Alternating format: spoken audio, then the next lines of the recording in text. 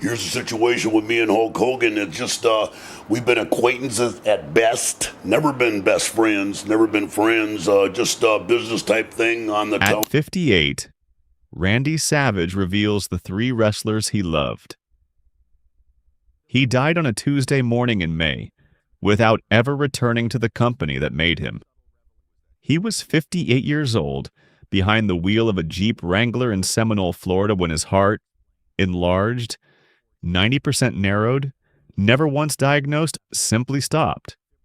The woman beside him was Barbara Lynn Payne. His wife of 10 days, she survived. He did not. And when the autopsy report came back, the finding was almost too precise for a man who had spent 32 years performing a version of himself that was all fire and no stillness. Atherosclerotic heart disease. His heart had been quietly failing for years. He just never knew. Not the Slim Jim commercials, not the fringe, not the elbow from the top rope. Those are the costume. The man underneath was something harder to explain. A professional baseball player who couldn't throw. A second-generation wrestler who was never handed anything. A person who loved with the same exhausting intensity he brought to every other corner of his life.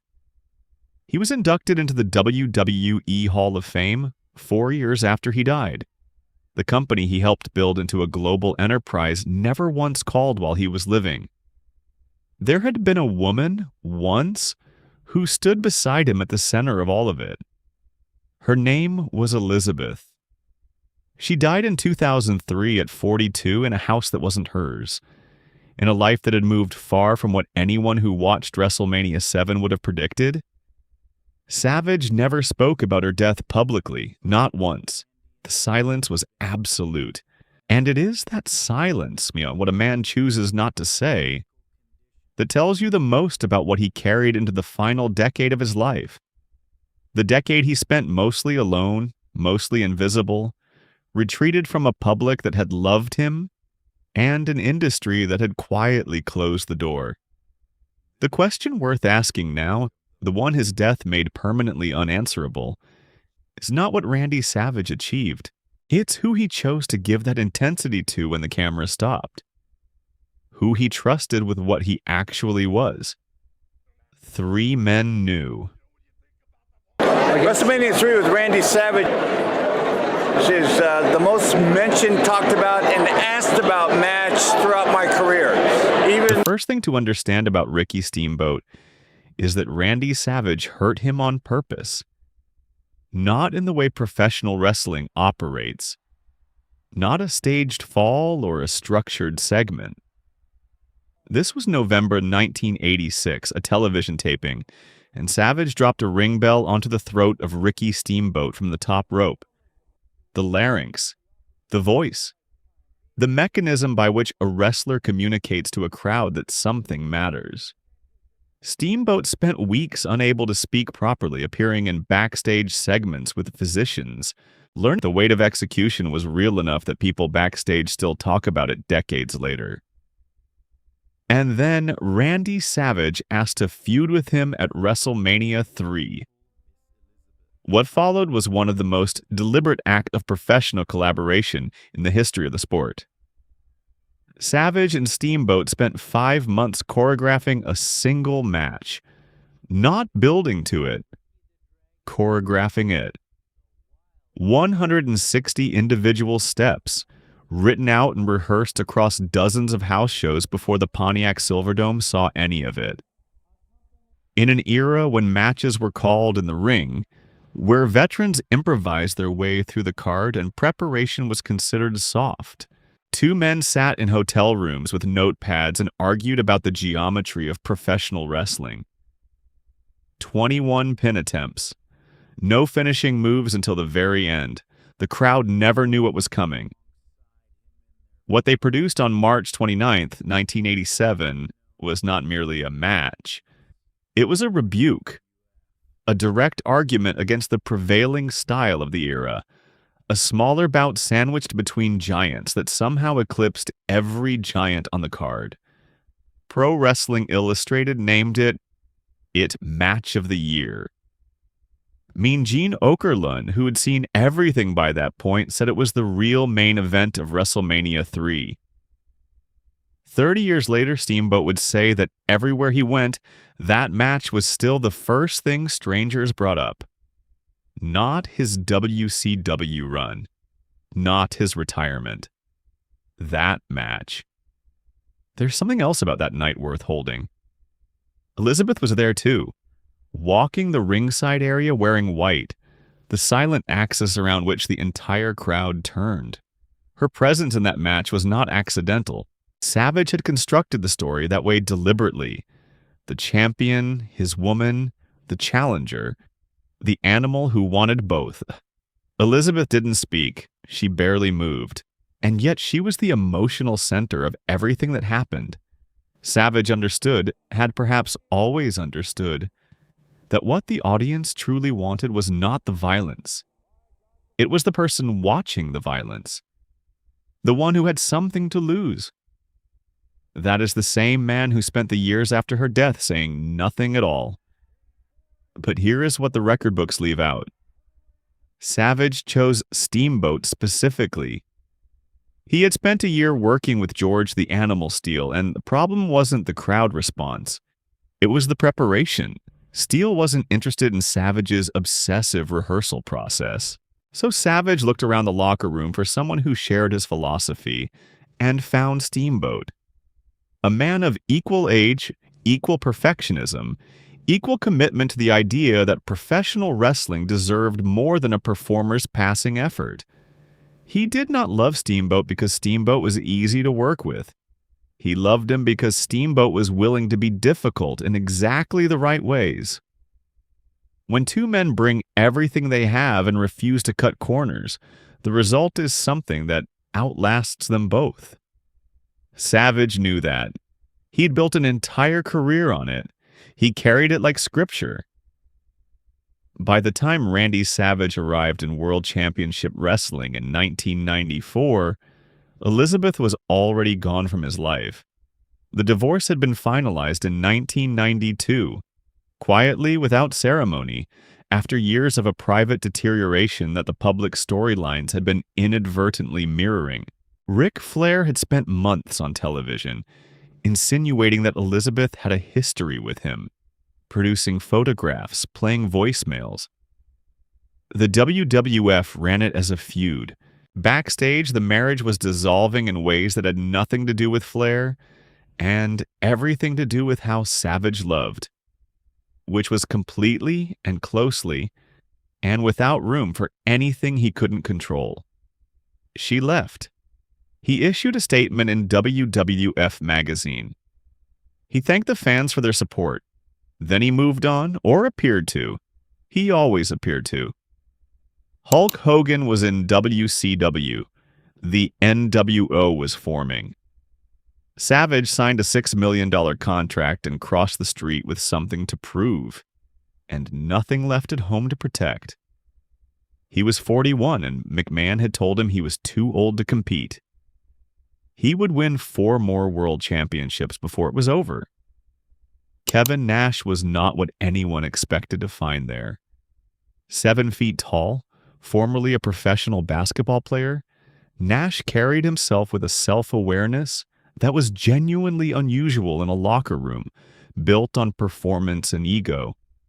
He was funny in the way that perceptive people are funny, not performing it, just present. He read the room.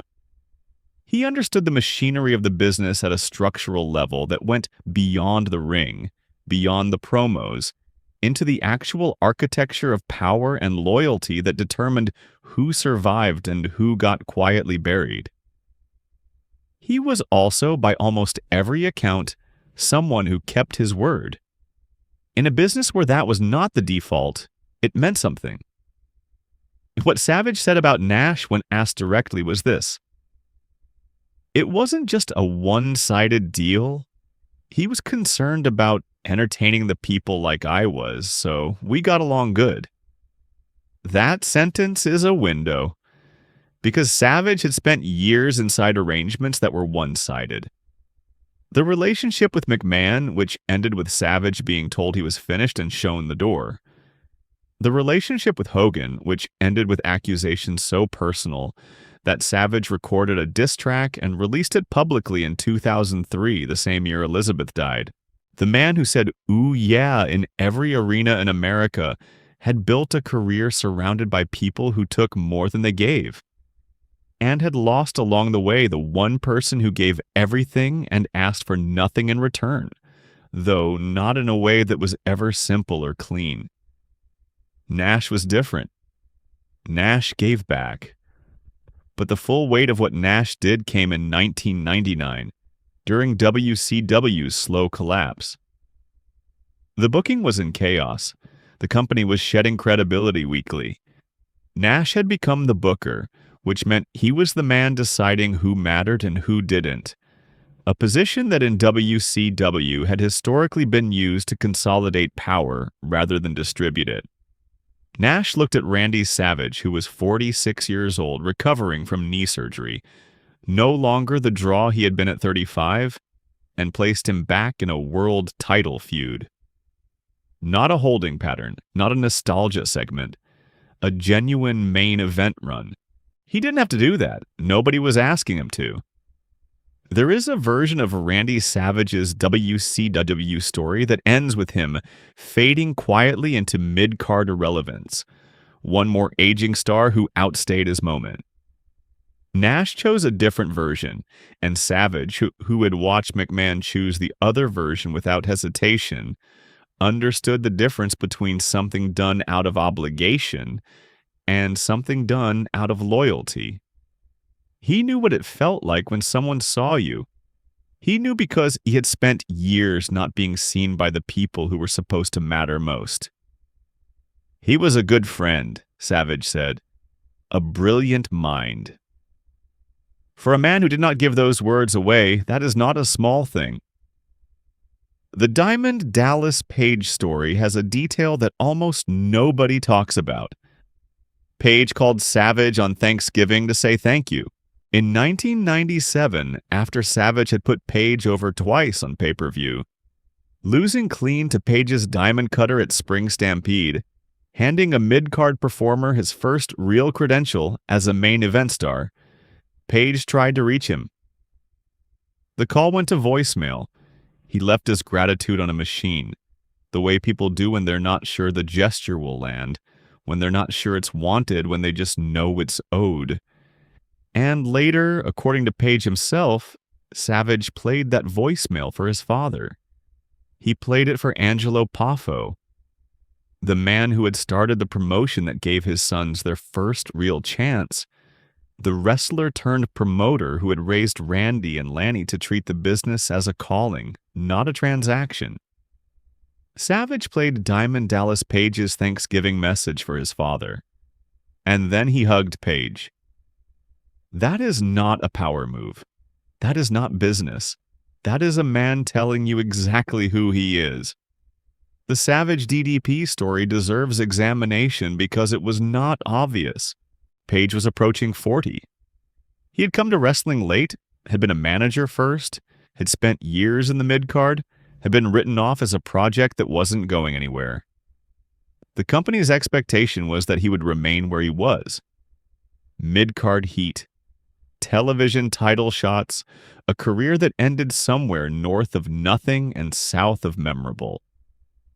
Savage pulled him aside and told him to simplify, to stop over-engineering the character and let the crowd tell him what it wanted. In the way men who know things sometimes choose to pass them on. Not in meetings, not with conditions, but in corridors briefly because the moment was there. Page listened. Then Savage backed the words with action. He let Page beat him, not in a transitional way, not in a manner that preserved some percentage of his standing. Cleanly, definitively, in a pay-per-view main event, in front of an audience that had been conditioned to believe Savage didn't lose to people like Diamond Dallas Page. Spring Stampede 1997. Pro Wrestling Illustrated readers voted it the feud of the year. Page's career never recovered its old ceiling, because he burst through it. The cost to Savage was real. You do not lose those matches without something shifting in the ledger. The audience recalibrates. The booking changes. You are no longer the man who doesn't lose. You are the man who made someone else the man who doesn't lose. Most veterans in that era refused to pay that price. Hulk Hogan had built his entire second act in WCW on creative control clauses, specifically designed to prevent it. Savage paid it willingly. He paid it for a man who left a voicemail and called him on Thanksgiving. Consider what that reveals. Elizabeth had been the person who gave Savage unconditional proximity, who stood beside him in every arena, who absorbed his control, who became so woven into his public identity that when she finally left, it unmade the storyline of his life as much as it unmade the marriage. Her presence had meant that Savage was never fully alone in public. Her absence meant that he was. And yet in the years after, what he built, quietly without camera coverage, were these three relationships. Steamboat, who matched his obsession. Nash, who returned his loyalty. Page, who called when he didn't have to. He was reconstructing, from scratch, the thing he'd lost. He was 58 years old the morning his heart stopped. He had been living quietly in Seminole for years. A recluse by most accounts.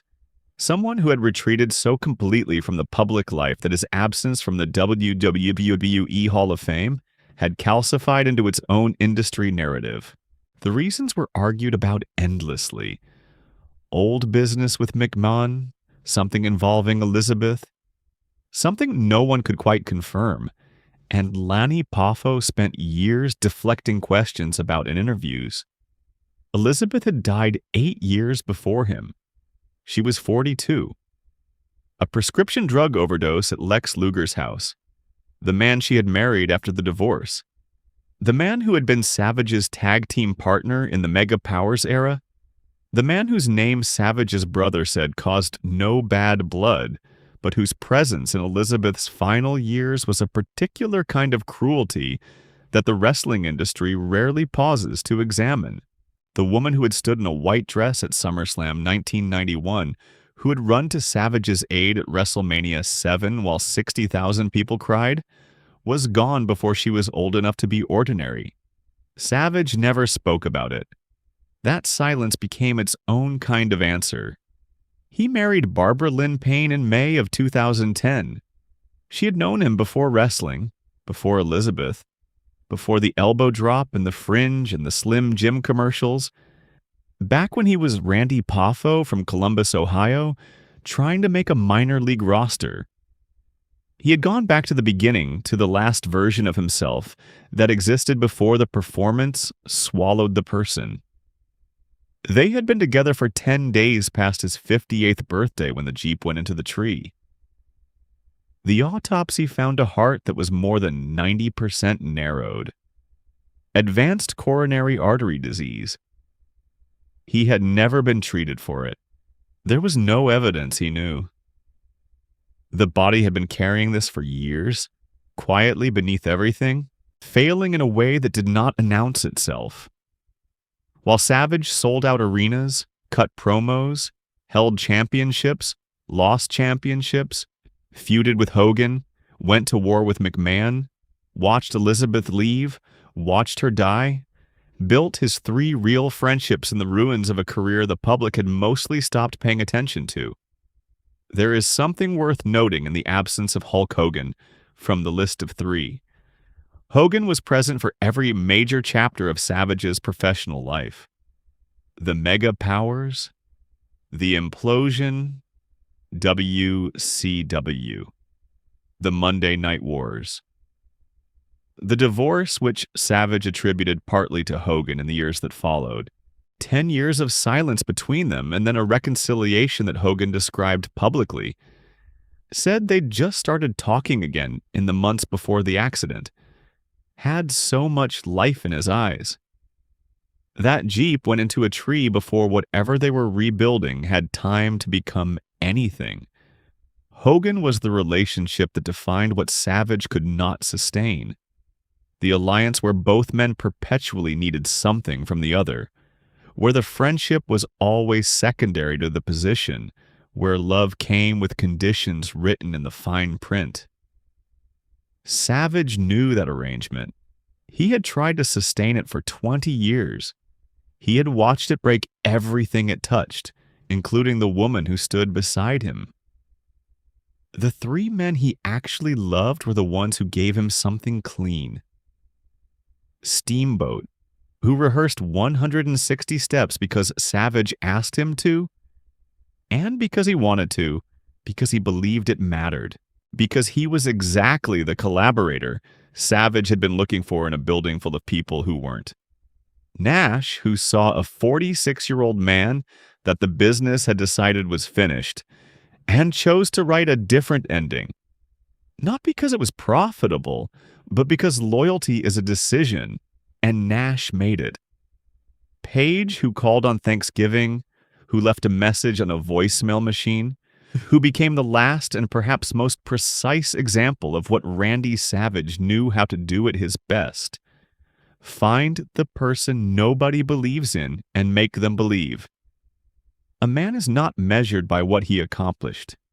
He is measured by what he chose, without obligation to give away. Randy Savage never received his Hall of Fame while he was breathing. He never made peace with the company that built him. He never fully resolved the life that the public version of him had made so complicated. But he left three men better than he found them. One with a match that rewrote what WrestleMania could be. One with a friendship that held through the collapse of an entire company. And one with a career that by every conventional measure should never have happened. The heart that stopped in Seminole on a Tuesday morning was already broken in ways no autopsy could locate. It had been giving itself away for 32 years, and the record, the real record, not the championship reigns, not the title histories, is three men who are still standing.